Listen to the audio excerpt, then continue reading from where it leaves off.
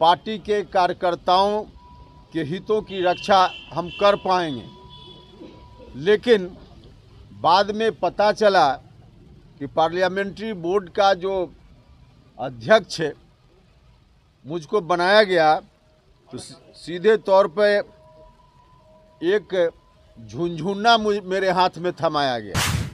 अब parliamentary board का हम अध्यक्ष बन गए और उसके बाद हम सदस्य भी मनोनीत नहीं कर सकते हैं। इसका क्या अर्थ है? अब तो कमेटी ही नहीं तो पार्लियामेंट्री बोर्ड बैठकर विचार क्या करे। लेकिन व्यक्तिगत रूप से पार्लियामेंट्री बोर्ड के अध्यक्ष होने के कारण कोई सुझाव कभी मुझसे मांगा गया हो तो इसकी भी आवश्यकता नहीं समझी गई। हमको बुलाकर सुझाव लेने की बात तो दूर रही, जो हमने सुझाव दिया उस पर भी कभी पार्टी ने ध्यान नहीं दिया। पार्लियामेंट्री बोर्ड का अध्यक्ष बनना ये झुनझुना नहीं तो और क्या है, झुनझुना नहीं तो और क्या है। और अब उपेंद्र कुशवाहा सरकारी नौकरी नहीं कर रहा है, उपेंद्र कुशवाहा राजनीति कर रहा है। बनने के बाद मेरा कोई अधिकार और कुछ उस रूप में जब पार्टी मानती ही नहीं है तो सीधे नौकरी करने जैसी स्थिति, और कह रहे हैं कि वही कोई एमएलसी पद को मैं मान रहा हूँ कि लॉलीपॉप मुझको एक थमाया गया, और लॉलीपॉप सब लोगों को मालूम है।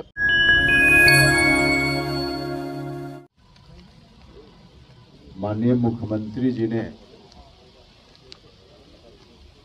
कई बात कही थी, जिसमें कुछ बातों पर अपनी ओर से प्रतिक्रिया पिछले प्रेस कॉन्फ्रेंस में मैंने दी थी, और कुछ चीज जो बच गई है या बाद में उन्होंने कही है उस पर आज बात करनी है। एक तो मुख्यमंत्री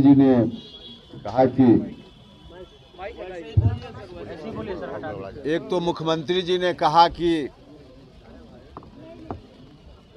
पार्टी में उपेंद्र कुशवाहा आए, हम लोगों ने उनको इज्जत दी।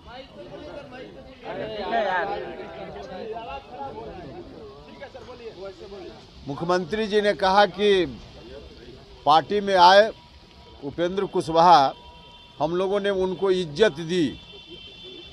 और दूसरा कहा कि उपेंद्र कुशवाहा से हम बहुत स्नेह करते हैं। अब किस तरह से इज्जत दी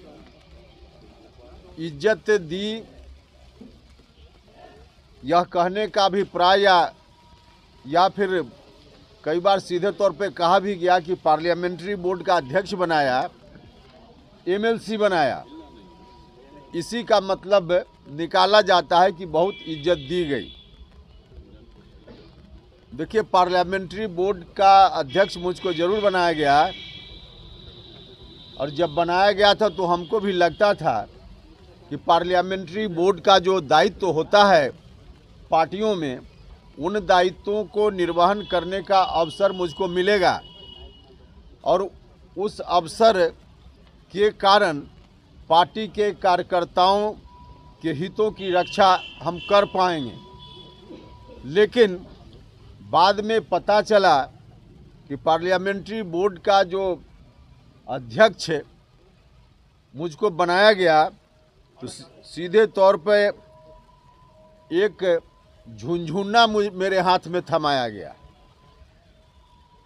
पार्लियामेंट्री बोर्ड का अध्यक्ष मुझको जिस दिन बनाया गया था उस दिन पार्टी के संविधान में पार्लियामेंट्री बोर्ड के अध्यक्ष के बारे में कुछ नहीं लिखा हुआ था। बाद में संशोधन जरूर हुआ संविधान में, और उस संशोधन के हिसाब से उसमें यह बात लिखी गई कि पार्टी के राष्ट्रीय अध्यक्ष संसदीय बोर्ड के अध्यक्ष एवं सदस्यों का मनोनयन करेंगे। राष्ट्रीय अध्यक्ष मनोनीत करेंगे पार्लियामेंट्री बोर्ड के अध्यक्ष को भी और पार्लियामेंट्री बोर्ड के सदस्यों को भी। अब पार्लियामेंट्री बोर्ड का अध्यक्ष राष्ट्रीय अध्यक्ष मनोनीत करेंगे, यह बात तो समझ में आती है, लेकिन पार्लियामेंट्री बोर्ड के सदस्यों के मनोनयन का भी कोई अधिकार पार्लियामेंट्री बोर्ड के अध्यक्ष को नहीं रहेगा। यह बात पार्टी के संविधान में संशोधन के बाद भी यही स्थिति है। अब पार्लियामेंट्री बोर्ड का हम अध्यक्ष बन गए और उसके बाद हम सदस्य भी मनोनीत नहीं कर सकते हैं, इसका क्या अर्थ है? और ठीक है कि मनोनीत करने का अधिकार हमको नहीं दिया, लेकिन 2 साल में आपने स्वयं भी तो हमारे साथ जो पार्लियामेंट्री बोर्ड कमेटी होती, उस कमेटी के सदस्यों का मनोनयन नहीं किया। तो पार्टी ने सदस्यों का मनोनयन नहीं किया और मेरे हाथ में अधिकार भी नहीं दिया, सीधे पार्लियामेंट्री बोर्ड का अध्यक्ष मुझको बना दिया गया। तो यह संवैधानिक स्थिति पार्टी के अनुसार मेरी पार्लियामेंट्री बोर्ड के अध्यक्ष होते हुए आज भी यही है, जहां हम एक मेंबर भी नहीं बना सकते हैं। यह तो पार्टी के संविधान की बात हुई। अब व्यवहार में देखिए, पार्लियामेंट्री बोर्ड के अध्यक्ष या बाकी पूरी कमेटी यदि होती तो उसका अधिकार होता है, उसका काम होता है, उसका फंक्शन होता है कि जब भी पार्टी में किसी भी चुनाव के संदर्भ में उम्मीदवारी का चयन करना हो तो पार्लियामेंट्री बोर्ड बैठकर उस पर विचार करता है। एक तो कमेटी ही नहीं तो पार्लियामेंट्री बोर्ड बैठकर विचार क्या करे। लेकिन व्यक्तिगत रूप से पार्लियामेंट्री बोर्ड के अध्यक्ष होने के कारण कोई सुझाव कभी मुझसे मांगा गया हो तो इसकी भी आवश्यकता नहीं समझी गई। कई चुनाव हुए, विभिन्न विधानसभा क्षेत्रों में उपचुनाव हुए, एमएलसी के चुनाव हुए, स्थानीय निकाय से जो एमएलसी का चुनाव होना था उसमें उम्मीदवार चयन करने की स्थिति आई। बाकी जो विधानसभा कोटा से एमएलसी या राज्यसभा के सदस्यों की उम्मीदवारी, कई मौके आए जहां पार्लियामेंट्री बोर्ड की भूमिका हो सकती थी, लेकिन पार्लियामेंट्री बोर्ड के अध्यक्ष रहने के बावजूद कभी पार्टी की ओर से मुझको बुलाकर पूछा तक नहीं गया कि इसमें किसको उम्मीदवार बनाया जाए या नहीं बनाया जाए। हाँ, हमने खुद कई बार सुझाव अपनी ओर से जरूर जाकर दिया, माननीय मुख्यमंत्री जी को भी और राष्ट्रीय अध्यक्ष जी को भी, लेकिन हमारे सुझाव पर कभी कोई ध्यान नहीं दिया गया। हमको बुलाकर सुझाव लेने की बात तो दूर रही, जो हमने सुझाव दिया उस पर भी कभी पार्टी ने ध्यान नहीं दिया। अब इस स्थिति में यह कहना कि पार्लियामेंट्री बोर्ड का अध्यक्ष बना करके हमने बहुत इज्जत दे दी, पार्लियामेंट्री बोर्ड का अध्यक्ष होने से जब हम लोगों के हितों की रक्षा ही नहीं कर सकते हैं, कभी किसी ज़रूरत पर समय पर जब हमारे सुझाव का कोई मतलब ही नहीं है, सुझाव लेने की बात कभी की ही नहीं जा रही है, तो पार्लियामेंट्री बोर्ड का अध्यक्ष बनना ये झुंझुना नहीं तो और क्या है, झुंझुना नहीं तो और क्या है। और इसके साथ जो दूसरी बात कही जाती है कि एमएलसी बनाया, अब उपेंद्र कुशवाहा सरकारी नौकरी नहीं कर रहा है, उपेंद्र कुशवाहा राजनीति कर रहा है, और एमएलसी बनना, एमएलए बनना किसी भी राजनीतिक कार्यकर्ता के लिए सरकारी नौकरी नहीं होती है या नौकरी नहीं होती है, पॉलिटिक्स होती है, जहां रहकर वह अपने लोगों के हितों की रक्षा कर सके, जहां रहकर पार्टी का जो नीति सिद्धांत है उसको आगे बढ़ा सके, समाज में जो अन्याय पीड़ित लोग हैं उनको न्याय दिला सके। इस काम में मजबूती से कोई व्यक्ति जो भी एमएलसी का पद है या बाकी और जो पद है, वह पद कोई लक्ष्य नहीं होता है, वह साधन है, साध्य नहीं है। उस साधन का इस्तेमाल करके अपने लोगों को या जो ज़रूरतमंद लोग हैं या जिसके लिए पार्टी राजनीति करती है, वैसे दबे कुचले शोषित पीड़ित लोगों को न्याय दिलाया जा सके, इस काम के लिए कोई भी पद, चाहे एमएलसी का हो, एमपी का हो, एमएलए का हो, तमाम पद जो है एक साधन के रूप में होता है, साध्य नहीं है।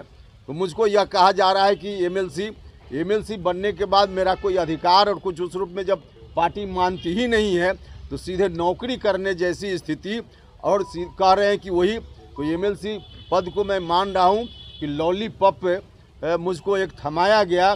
और लॉलीपॉप सब लोगों को मालूम है कि राज्यसभा की सदस्यता छोड़ने में उपेंद्र कुशवाहा को 1 मिनट 1 क्षण का भी मलाल नहीं होता है। भारत सरकार में मंत्री पद को छोड़ते हुए 1 मिनट का मलाल नहीं होता है, तो एमएलसी कौन सी बड़ी चीज़ है, एमएलसी कौन सी बड़ी चीज़ है। अभी भी लगता हो माननीय मुख्यमंत्री जी को या पार्टी को, तो एमएलसी आप वापस कर सकते हैं, उसमें हमको कहाँ कोई परेशानी। कर सकते हैं, या पार्लियामेंट्री बोर्ड का अध्यक्ष ही है तो उनको लगे तो वापस कर सकते हैं, उसमें मुझको कोई परेशानी नहीं।